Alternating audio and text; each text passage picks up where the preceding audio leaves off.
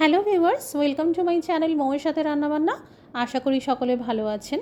যারা বাইরের দোকানের তেলে ভাজাভুজি এড়াতে চাইছেন আর বাড়িতেই আমিষের মধ্যে কোনো স্ন্যাক্স বানাতে চাইছেন, বানাতে পারেন কাঁচা লঙ্কা আর ধনেপাতা দিয়ে এই চিকেন বল রেসিপি। ভালো লাগলে একটি করে লাইক দিয়ে শেয়ার করে দেবেন।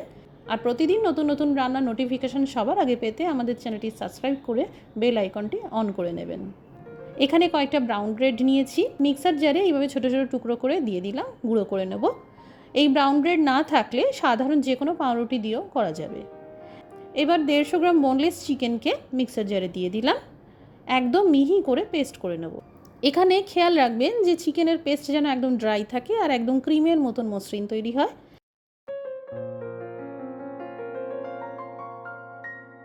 ধনেপাতা বেশি পরিমাণে লাগবে, তাই এখানে আধা কাপ ধনেপাতা মিক্সার জারে দিয়ে দিলাম। এরই সাথে 4 থেকে 5টা কাঁচা লঙ্কা দিলাম। যারা ঝাল পছন্দ করেন না, কাঁচা লঙ্কার পরিমাণটা কমিয়ে দেবেন। 6 থেকে 7টা রসুন কোয়াকে আধঘানা করে দিয়ে দিলাম, আর কয়েকটা আদার টুকরো দিয়ে দিলাম। ভালো করে পেস্ট করে নিলাম। এবার এই ধনেপাতা কাঁচা লঙ্কার পেস্ট চিকেনের পেস্টের মধ্যে দিয়ে দিলাম। সেই সাথে স্বাদ মতো লবণ দিয়ে দিলাম, আধা চামচ গোলমরিচ গুঁড়ো আর আধা চামচ গরম মশলার গুঁড়ো দিয়ে দিলাম। ভালো করে মেখে নিলাম।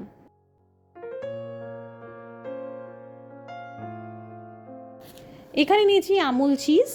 কয়েকটা চিকেন বল চিজ দিয়ে বানাবো আর কয়েকটা চিজ ছাড়া বানাবো। এতে যারা চিজ খেতে পছন্দ করেন না, তারাও চিজ ছাড়াই চিকেন বল বানাতে পারবেন। প্রথমে ধনেপাতা চিকেনের এই মিশ্রণ নিয়ে গোল করে নিতে হবে। এরপর হাত দিয়ে সামান্য চ্যাপ্টা করে এই চিজ ভরে দিতে হবে।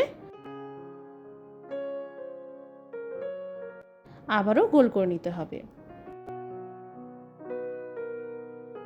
এখানে একটা ডিম সামান্য লবণ দিয়ে ফেটিয়ে নেব।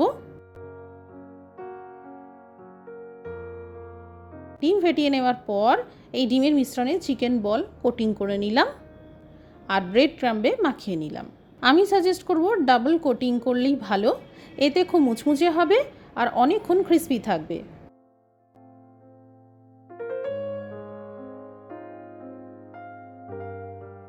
এবার তেলটা ভালো মতন গরম হয়ে গেলে আঁচটা কম থেকে মাঝারিতে রেখে বেশ সোনালি বাদামি করে এই চিকেন বলগুলো ভেজে নেব। প্রথমে আমি চিজ দেওয়া চিকেন বলগুলোকে ভেজে আলাদা করে সরিয়ে রাখবো, তারপর চিজ ছাড়া চিকেন বলগুলোকে ভাজবো। তৈরি হয়ে গেল কাঁচা লঙ্কা আর ধনেপাতা দিয়ে চিকেন বল। খুবই সহজ পদ্ধতিতে এইভাবে বানিয়ে আপনারা ফ্রিজে 2-3 দিন রেখেও খেতে পারবেন।